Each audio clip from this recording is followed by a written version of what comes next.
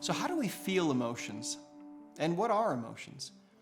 When something comes along in your life that you have some kind of resistance for, maybe someone's hurting you, or maybe there's a situation happening in your life that you're not happy about in some way, something's going on, there is an automatic emotion that will tend to come up for you. You'll start to feel that.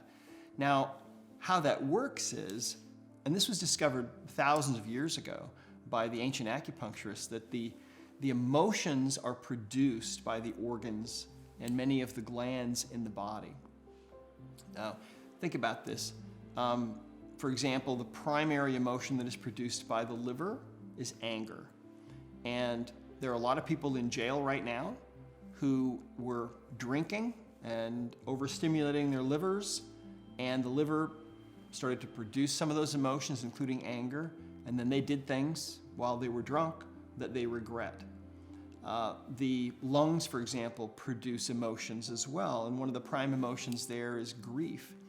And so the story that I always think of is Christopher Reeve, who played Superman years ago.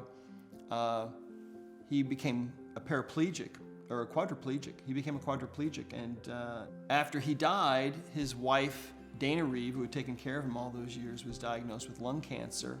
And people said, well, she must have been a smoker. Well, she wasn't a smoker. And people said, well, it must have been secondhand smoke.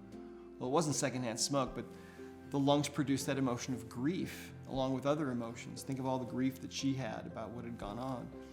So these organs and glands produce these vibrations, these frequencies that we interpret as emotions.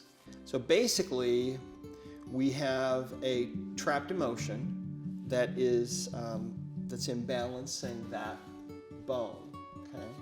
And so what emotion is this? And this is just the emotion code. Is the emotion in column A? No. So it's in column B. Is it in one of the odd rows? Yes. Is it in row 1 or row 3 or row 5? It's in row 5.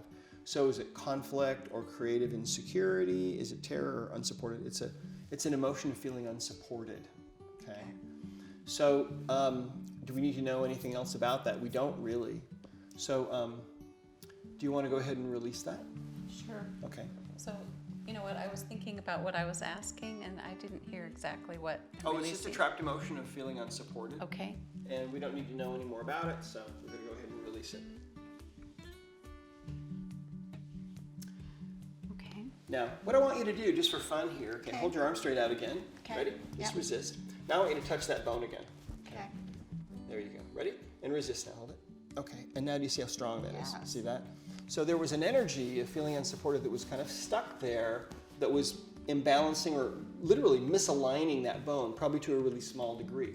Okay. Amazing. That's the first thing that showed up. Well, let's see what else shows up. Okay. Okay. I'm sure there's more, right? Is that all it is? Just feeling unsupported? I'm sure there's more.